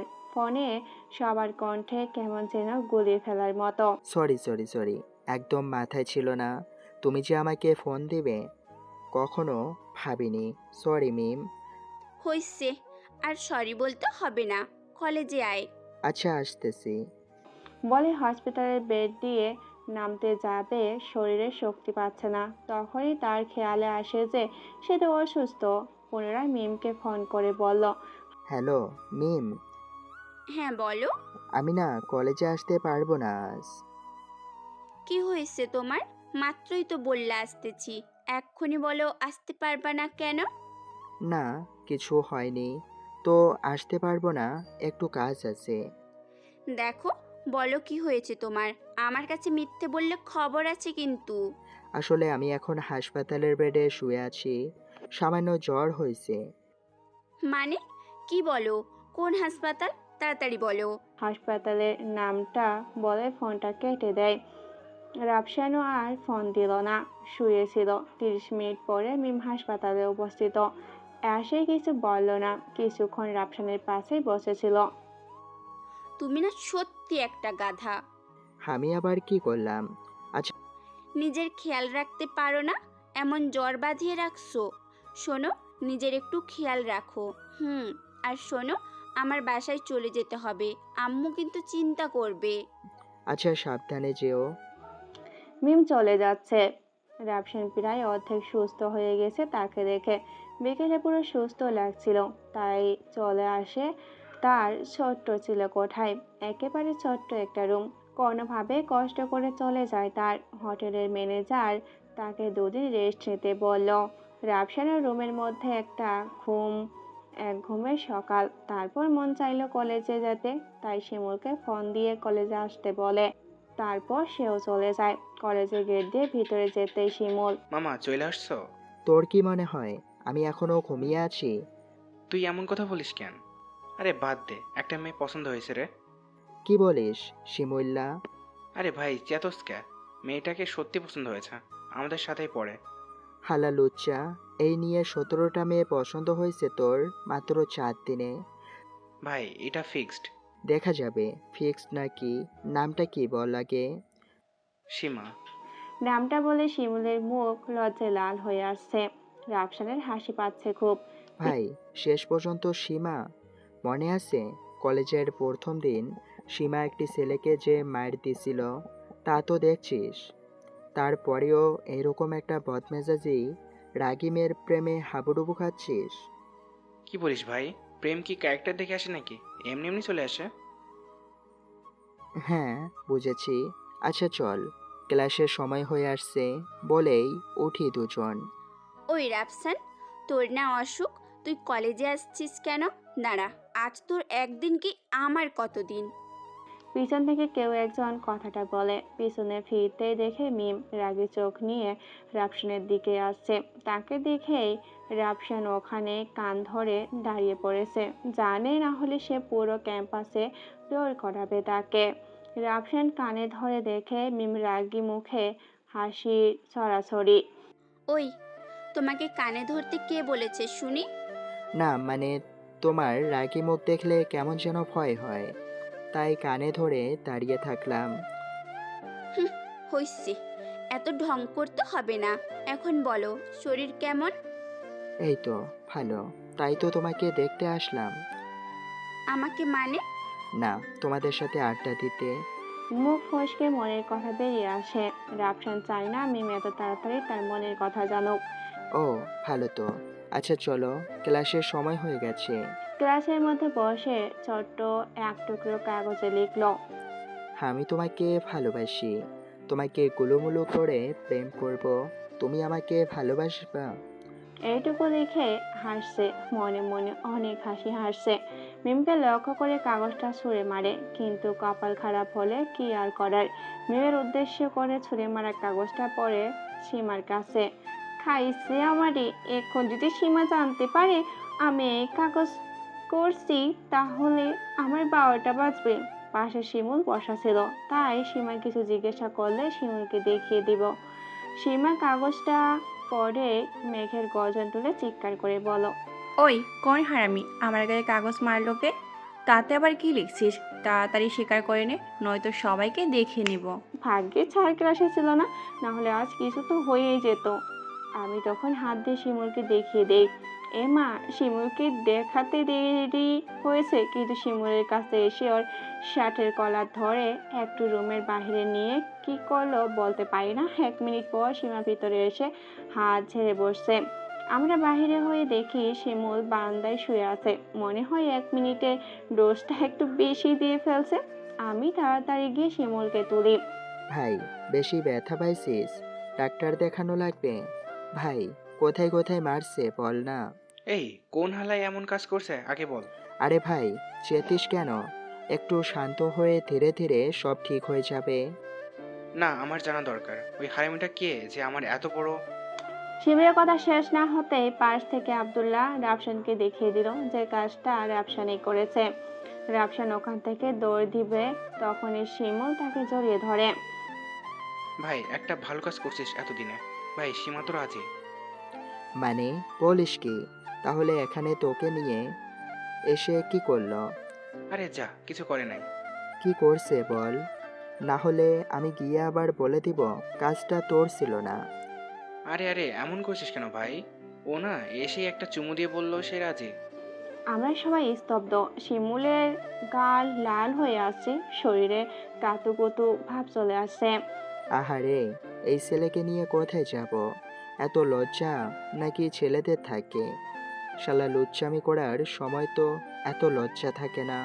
রাফসানের কপাল খারাপ আমার মনে হয়। মন মরা হয়ে ক্লাসে চলে যায়।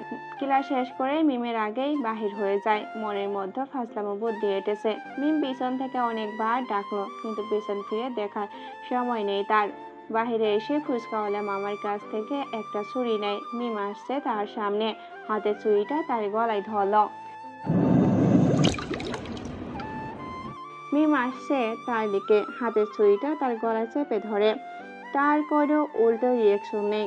ব্যাগ থেকে ইয়ারফোন বের করে কানে গুঁজে নিল। রাফসান হতবাক, মেয়েটি একটু চমকালো না। এই তোমরা একটুও এই তোমার একটুও ভয় করে না? আমি যে তোমার গলায় ছড়ি ধরে আছি, তুমি কি না গান শোনার জন্য ইয়ারফোন বের করছো? একটু তো চমকে ওঠো। মিম হাসলো। এখানে ভয়ের কি আছে শুনি? দেখতেছি তো আমার চাইতে তুমি বেশি নার্ভাস ফিল করতেছো। ভয়? তুমি ছুরিটা ঠিক করে ধরো আগে, উল্টো ধরে আছো তো। নিজের পায়ের দিকে খেয়াল করছো? তোমার হাঁটু কাঁপছে এখনো। না মানে তোমাকে একটু ভয় দেখাতে আসছিলাম, নিজেই বোকা হয়ে গেলাম। শোনো, আমাকে ভয় দেখাতে এসে নিজের কি অবস্থা করেছো খেয়াল আছে? এখানে বসো। তারপর মিম একটা পানির বোতল রাফসানকে দিয়ে সাবধানে ছুরিটা গলা থেকে সরিয়ে ফেলল। এই মিম, কখনো প্রেম করেছো? রাফসানের এমন প্রশ্ন শুনে মিম হঠাৎ চমকে ওঠে। এমন গাধার মতো প্রশ্ন করবো হয়তো সে ভাবতেই পারেনি, মনে হয় আর কি। ভাই রে ভাই, প্রেম তো দূরের কথা, ছেলেদের সাথে ভালো করে কথাই হতো না। আমি গার্লস স্কুলে পড়েছি, কলেজে এসে তোমাদের সাথে পরিচয়, তাছাড়া আর কারোর সাথে না। তাহলে ওই যে রাস্তায় যে বিরক্ত করতো সে কে? ধুর, বলো না তো। ও একটা ছেঁচড়া লুইসা ছেলে, সারা দিন পিছনে পড়ে থাকতো, কিছুদিন হলো পিছু নেয় না আর। যাক, ভালোই হয়েছে, একটা আপদ বিদেয় হয়েছে। কি যেন একটু বলবো ভাবছিলাম, তোমাকে মনে করতে পারতেছি না কেন? তুমি এখনো নিজের সিদ্ধান্তটা সঠিকভাবে নিতে পারতেছো না, তাই এমন হচ্ছে। এই মিম, হুম। আমি তোমাকে রাফসানের কথা শেষ হয়নি, তার মধ্যে শিমুল এসে ডাক দিল। মেজাজ এত পরিমাণ খারাপ হয়ে গেল বলার বাহিরে। আজ ভাবছিলাম মিমকে প্রপোজ করে দিব, কিন্তু শিমুল তার 12টা বাজিয়ে দিয়েছে। উফ, রাফসান আর প্রপোজ করা হলো না, চলে যায় শিমুলের কাছে। রাফসানের শরীর থেকে ঘাম ঝরছিল, চোখে ভয়, কেমন যেন একটা অন্যমনস্ক ভাব, সেটা দেখে বুঝতে পারে শিমুল। ভাই প্রপোজটা তাহলে করেই ফেলছিস আজ? শিমুলের কথা শুনে মাথায় আগুন উঠে গেল। বেয়াদব, তোর জন্যই আজ প্রপোজ করেও করতে পারিনি। অসময়ে সবসময় তোর পা হাত দিতেই হবে? দাঁড়া, আজ তোর একদিন কি আমার। শিমুলকে দৌড়ানি দিয়ে হাঁপিয়ে গেছে, কিন্তু ধরতে পারেনি, কি করবে। আর কলেজে থাকেনি, আরও কয়েকটা ক্লাস ছিল, করেনি, কারণ মিম বাসায় চলে গেছে। তাই রাফসানের পিছনে পিছনে বাহিরে বেরিয়ে আসছে। ভালো লাগছিল না, মনের মধ্যে এমন একটা কথা আটকে আছে, বলেও বলতে পারছে না। বিকেলে কাজ করছিল, আজ মুখে মাস্কও পরেনি, তখন মিম হোটেলে হাজির আর রাফসানের সামনে। মিমকে দেখে কিছুটা না অনেকটাই ঘাবড়ে গেছে, কিন্তু মিম এটা স্বাভাবিকভাবেই নেয়। বাইরে চলো। তার বিপরীতে কিছু বলতে পারলো না। বিকেলে ছুটি নেই, মিম রাফসানকে নিয়ে পাশের একটা পার্কে নিয়ে আসে। দুজন পাশাপাশি বসে আছে। মিম, হঠাৎ করে এখানে কি মনে করে নিয়ে আসলে? যদি বলি তোমাকে দেখতে আসছিলাম তাহলে? আমাকে বাহানা দেবে না, তাছাড়া তুমি জানলে কিভাবে আমি এখানে থাকি? কোচিং করার সময় তোমাকে দেখছিলাম এখানে, তখন তুমি এখানে কাজ করো। যখন তোমাকে কলেজে প্রথম দেখি তখনই তোমাকে বন্ধু বানানোর সিদ্ধান্ত নেই। তারপর থেকেই তোমার খোঁজ রাখতাম সব সময়। তোমাকে জানতে দেইনি যে আমি তোমাকে ফলো করি। রাতে কাজ করে দিনে কলেজ যাওয়া, এটাই আমার ভালো লেগেছে। তাই তো প্রথম বন্ধুত্বের হাত বাড়িয়ে দেওয়ার সাথে সাথে রাজি হয়েছিলাম। আমি তোমার পরিচয় কি, কোথায় থাকো, কিভাবে থাকো তা জানতে চাই না। তুমি আমার বন্ধু ছিলে, আছো এবং থাকবে। মিমের কথা শুনে বুঝতে পারলো মিম রাফসানকে শুধু বন্ধুই ভাবে। তখন মনের মধ্যে ভালোবাসাটা মনেই রেখে দিল, বন্ধুত্বটা বাঁচিয়ে রাখলো। যদি ওকে প্রেম বিনোদন করতো তাহলে হয়তো তাদের বন্ধুত্বটা আর থাকতো না। মিম, চলো, সন্ধ্যা হয়ে আসছে, তুমি বাসায় যাবে। দুজনে উঠে চলে যায়। তারপর থেকে আর তাকে মিমকে ভালোবাসার কথা বলে না, কিন্তু ওর প্রতি তার ভালোবাসাটা বেড়েই যাচ্ছে, কিন্তু কমছে না। এভাবে কেটে গেছে 1টি বছর। প্রথম বয়সে এভাবেই কেটে যায়, ঘোরাঘুরি, একটু হাসলামি, আড্ডা দেওয়া, ভালোই চলে গেল। তাদের কলেজ জীবনের প্রথম বছর। ইন্টার সেকেন্ড বর্ষে 6 মাসও চলে গিয়েছে। লেখাপড়ার খুব চাপ, তাই রাতে বেশি ঘুমাতে পারে না। কাজ করে 12টা বাজে পড়তে বসে, আর 3টা বাজে উঠে ঘুমে যায়। এমন কিছুদিন করার ফলে খুব পরিমাণে জ্বর আসে, নিজের হুঁশও নেই, তাই কলেজে যাওয়ার কথা মনেই নেই। বাসায় ওষুধ আনা ছিল, সেগুলো খেয়ে করার মতো ঘুমিয়ে থাকে। হঠাৎ করে খেয়াল করলো তার মাথায় পানি পড়ছে। চোখ খুলতেই দেখে মিম তার মাথায় পানি দিয়ে দিচ্ছে। নিজেকে উঠিয়ে বসতে যাবে, তখনই মিম তাকে উঠতে দিল না। তারপর রাফসান বলল, এই মিম, তুমি কখন আসলে? তুমি কলেজে না আসাতে তোমাকে ফোন দিই, ফোনও রিসিভ করলে না, তাই চলে আসলাম। এসেই এই অবস্থা দেখি। জ্বরের ঘোরে কী সব বলেছিলে, আমি নিজের কানকেও বিশ্বাস করতে পারছি না। তুমি এসব ভাবো আমাকে নিয়ে? তার কথা শুনে তো অবাক হলো। এমন কি বলছি, তুমি অবাক হয়ে গেছো? না তেমন কিছু না, এখন বেশি কথা বলো না, ঘুমিয়ে থাকো। তখন আর কথা বললাম না, মাথাটা মুছে দেয় মিম। আমিও একটু ঘুমিয়ে থাকি। একসাথে রাতে ঘুম ভেঙে দেখি মিম আমার রুমটা খুব সুন্দর করে সাজিয়ে রেখে যায়। খুব ভালো লাগছে। এখন খাবার ঢাকা ছিল, খেয়ে ওষুধ খেয়ে একটু ছাদে হাঁটছিলাম। ঠান্ডা বাতাস মন ছুঁয়ে যায়। ভাবছিলাম মিমকে ফোন দেব, কিন্তু এত রাতে ওকে ফোন দেওয়া ঠিক হবে না, তাই দিলাম না। ঠিক আগের মতো হয়ে কলেজে কাজ আর বন্ধুদের সাথে সময় কাটানো চলে যায়। আমাদের এইচএসসি পরীক্ষা, দুজনের খুব ভালো পরীক্ষা হয়। মিম কোচিং করায় ব্যস্ত হলেও আমার সাথে সবসময় যোগাযোগ হয়। প্রতিদিনের নোট করে আমাকে দেয়, আর আমার কোচিং করার দরকারই হয় না। জীবনের এই অধ্যায়টা আমার আব্বু আম্মুর সাথে হেসে খেলে জীবন পার করার সময়। কিন্তু এই সময়ে আমি কি করছি? নিজের বাবার সাথে জেদ ধরে আছি। যাই হোক, জীবনটা আমার ভালোই যাচ্ছে। কিছুদিন পরে রেজাল্ট দিল। দুজনের রেজাল্টে দুজনেই খুব খুশি। বিভিন্ন ধরনের ঝামেলা, ভর্তি পরীক্ষা, এইটা সেটা, তারপর দুজনেই একই ভার্সিটিতে এডমিশন পাই। কলেজ পাল্টেছে, মানুষ পাল্টেছে, সব কিছুই, শুধু আমরা দুজনের বন্ধুত্ব কিছুটা পাল্টাইনি। শিমুল আর আব্দুল্লাহ অন্য একটা ভার্সিটিতে এডমিশন নেই, তবু তাদের সাথে যোগাযোগ রয়েছে, কিন্তু তারা এখন বন্ধুর থেকে বেশি। রাফু নিজস্ব একটা গ্যাং তৈরি করেছে, তাতে রাতের নিশাচর কিছু যুবক, শিমুল, আব্দুল্লাহ আর রাফি। ওদের সাথে কথা হয় শুধু রাতের জন্য, রাতের আধারে রাফুর জন্য।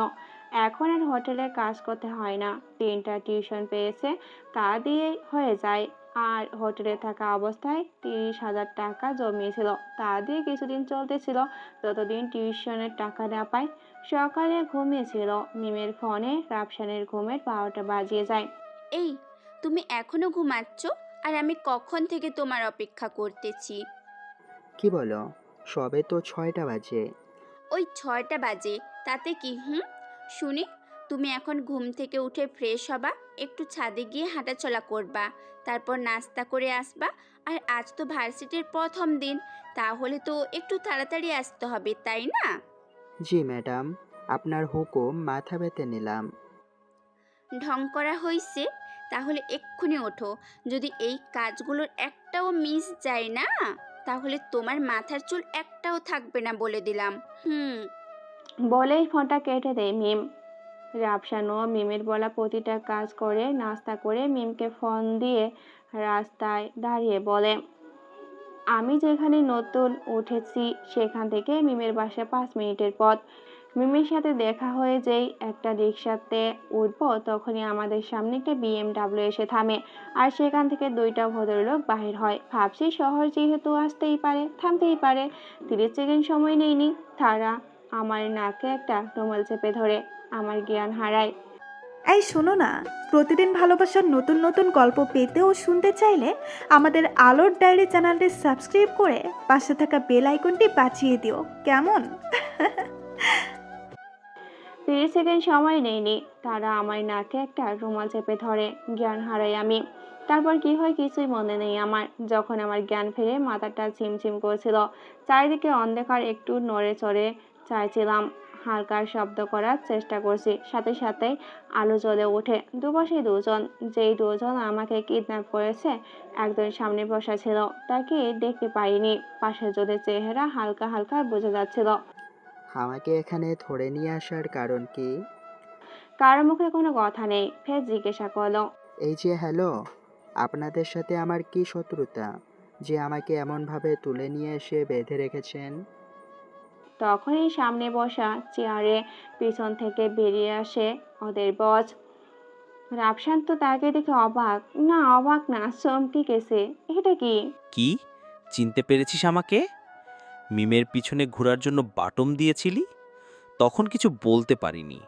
নিজের চিকিৎসার জন্য দেশের বাহিরে গেছিলাম, তাই কিছু বলিনি। আর কালকেই দেশে ফিরে তোকে শেষ করব বলে তুলে নিয়ে এসেছি। মিমের জন্য তুই আমাকে মেরেছিস না? দেখ এখন আমি কি করি মিমের। কথাটা বলে রায়হান হ হ করে হেসে ফেলল। তার হাসি থামতেই রাগী কণ্ঠেই বলল, তুই মিমের কিছু করতে পারবি না। আমি থাকতে তার কিছু করার আগে আমাকে সামনে পাবি, দেওয়াল হয়ে।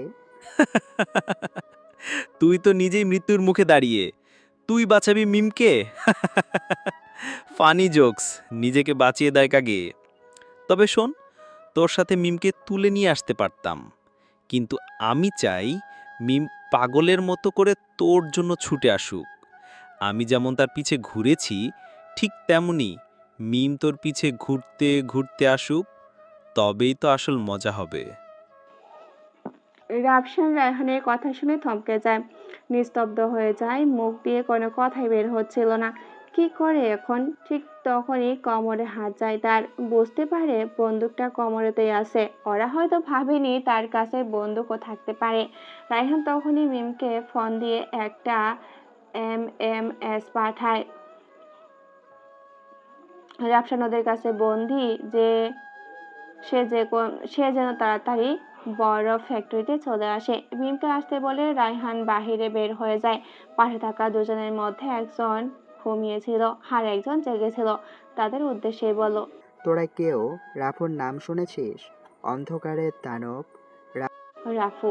নামটা শুনতেই ঘুমিয়ে থাকা ব্যক্তিটা লাফ দিয়ে উঠে যায়। ওই কি বলি তুই? কার নাম মুখে নিলে এইমাত্র? জানিস তুই যার নাম মুখে নিয়েছিস সে কে? রাফু। তোর সাহস তো কম নয়, রাফুর নাম মুখে নিস? শোন, তোরা কেউ রাফু চেহারা দেখেছিস? না দেখিনি, কিন্তু তুই আবার রাফুর নাম নিলি যে? কথাটা বলেই রাফসানের গালে একটা থাপ্পড়। গালটা লাল হয়ে গেছে, রাগে ফুঁসতেছে রাফসান। ভুল করে ফেললি আমার গায়ে হাত তুলে। আচ্ছা, তোদের গ্যাংয়ে কতজন লোক আছে এখানে আমাকে পাহারা দিতে? 23 জন হবে। তবে তোকে এসব বলতে যাব কেন? তোকে ভয় পাইনি আমরা। আচ্ছা শোন, তোরা তো 20+ লোক আছিস। সাহস থাকলে আমার পকেট থেকে মোবাইলটা বের করে ডাটা অন করে লোকেশনটা রিফ্রেশ করে মাত্র 10 মিনিট অপেক্ষা কর। তারপর আমি কে তোদের বলে দেই। রাফসানের কথা শুনে তারা হ হ করে হেসে বলল, চামাচিক আমাদের ভয় দেখায়? আচ্ছা, অন করছি তোর মোবাইলের লোকেশন, দেখি তোর পাওয়ার কত। তারা রাফসানের পকেট থেকে মোবাইলটা বের করে। পাসওয়ার্ড কি? রাফসান মিম। বাহ, চমৎকার পাসওয়ার্ড। তারা রাফসানের মোবাইলের ডাটা লোকেশন চালু করে লোকেশন অ্যাড করে রাখে। একটু সময় অপেক্ষা করে তারা বলল, কই কি হলো আমার তো একটা চুলো বাঁকা হইল না তোর থ্রেটে? Just wait 5 minute. আমার চিন্তা হতে লাগলো, যদি মিম চলে আসে এখানে তাহলে কি হবে। মনে মনে হিসেব করলাম মিমের এখানে পৌঁছাতে এখনো 45 মিনিট লাগবে। তাই চিন্তামুক্ত হয়ে নিশ্চিন্তে বসে আছি। ঠিক 7 মিনিটের মাথায় বাহিরে প্রচণ্ড গোলাগুলির শব্দ শোনা যাচ্ছে। ফ্যাক্টরির চারপাশে থই থই করে কাঁপতেছে। তখন আমি মুচকি হাসি দিলাম। সে দুইজন কিছু বুঝে ওঠার আগেই রায়হান এসে আমার পায়ে জড়িয়ে ধরে। রাফু ভাই আমাকে ক্ষমা করে দেন ভাই, আমি আপনাকে চিনতে পারিনি ভাই, এবারের মতো ক্ষমা করে দেন। ওই তোরা ভাইয়ের হাত এখনো বেঁধে রাখছিস, তাড়াতাড়ি মুক্ত কর ভাইকে। ভাই ক্ষমা করেন ভাই। তখন কি করবে ওরা দুজন ভেবে পাচ্ছে না। তার বাঁধন সব খুলে দিয়ে রাফসানের পা জড়িয়ে ধরে। ভাই ভুল হয়ে গেছে বলে কান্না করা শুরু করে দেয়। একটু হেসেই কোমর থেকে বন্দুকটা বের করেই পাশের দুজনার মাথার খুলি উড়িয়ে দেই। তারপর বন্দুকটা রায়হানের মাথায় তাক করি। ভাই আমি আপনাকে চিনতে পারিনি ভাই, এবারের মতো ক্ষমা করে দেন।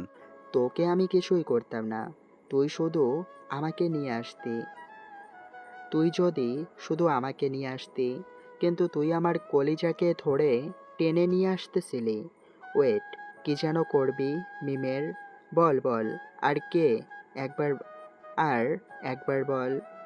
ঠাস ঠাস করে 3টা বুলেট, একটা ওর মাথায়, 2টা ওর বুকের বাম পাশে ঢুকিয়ে দেয়। ফ্যাক্টরির দরজা ভেঙে ভেতরে ঢুকে যায় আব্দুল্লাহ আর তার অদৃশ্য থাকা গ্যাংয়ের ক্যাডার। ওরা এসে তাকে রক্ষা করার জন্য চারিদিকে ঘিরে ফেলে। রাফসান বাধা দেয় আর ওদের চলে যেতে বলে, কিন্তু ওরা চলে যাবে না রাফসানকে রেখে রেখে। ওদের রাগী চোখে বিদায় করে দেয় আর মিমকে ফোন দেয়। হ্যালো মিম, তুমি কোথায়? এই আমি আসতেছি, তুমি টেনশন করবে না।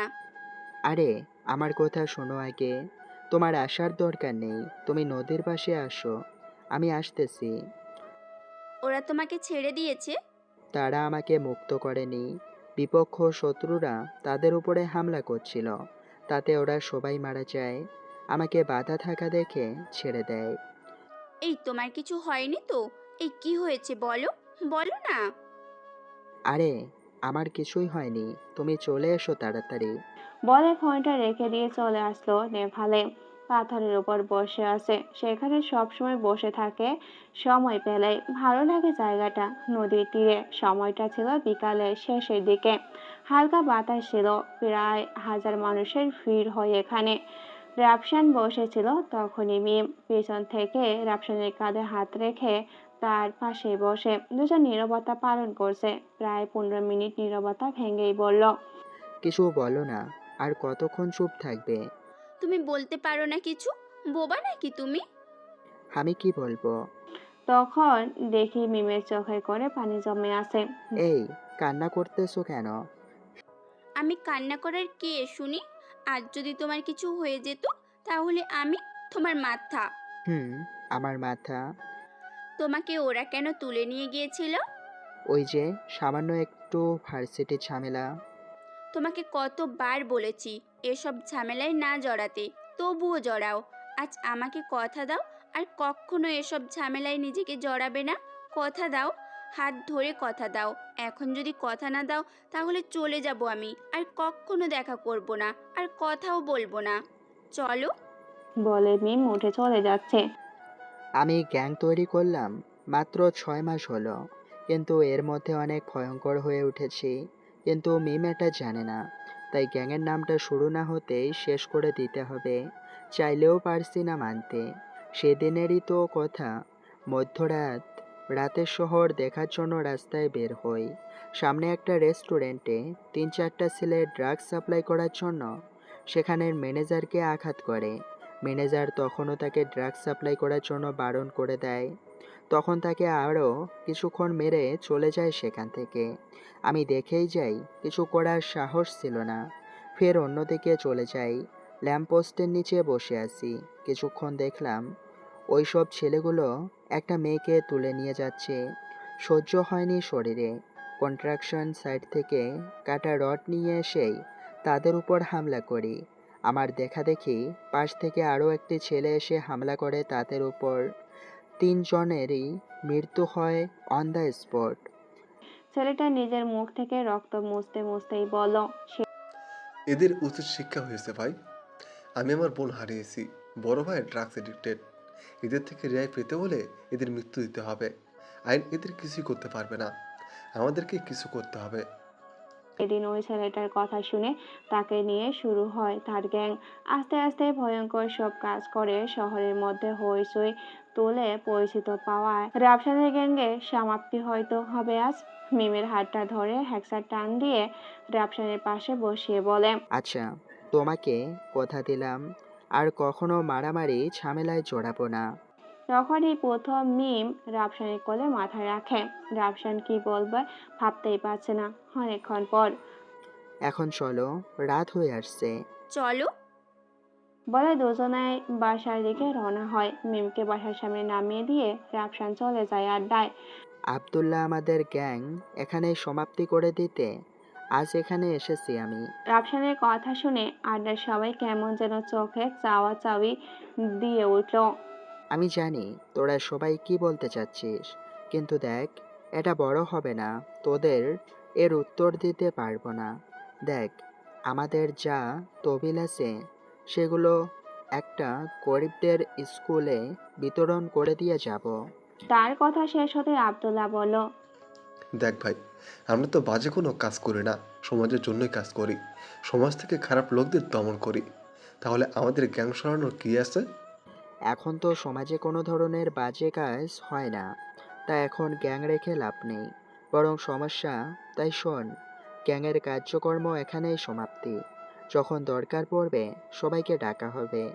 এর মধ্যে যে যার মতো করে জীবনযাপন কর, একটা শান্তিপূর্ণ জীবন গড়ে তোল। চলে আসলো সে। আসার আগে সেখানকার সবকিছু অস্ত্রগুলো এক জায়গায় লুকিয়ে তাদের আড্ডাখানা বন্ধ করে দেয়। একটা সাধারণ মানুষের মতো জীবন শুরু করে দেয়। প্রতিদিন ভার্সিটি, মিমের সাথে আড্ডা, ঘোরাঘুরি, বিকেলে টিউশন, এভাবেই চলে যেতে লাগলো তাদের জীবন। রাফসান যেদিন মিমের ডায়েরিটা পড়ে আর বুঝতে পারে মিম তাকে তার নিজের জীবনের চাইতেও ভালোবাসে, কিন্তু এটা দেখে অবাক হয় মিম নিজেই তাকে অনার্স ফাইনাল ইয়ারে বসে প্রপোজ করবে। তার আগে রাফসান প্রপোজ করলে মিম রিজেক্ট করে দেবে। এ কেমন পাগলামি, কিছুই বুঝতেছে না। কিছুদিন যাওয়ার পরে দেখে মিম তাকে ইগনোর করতে শুরু করে।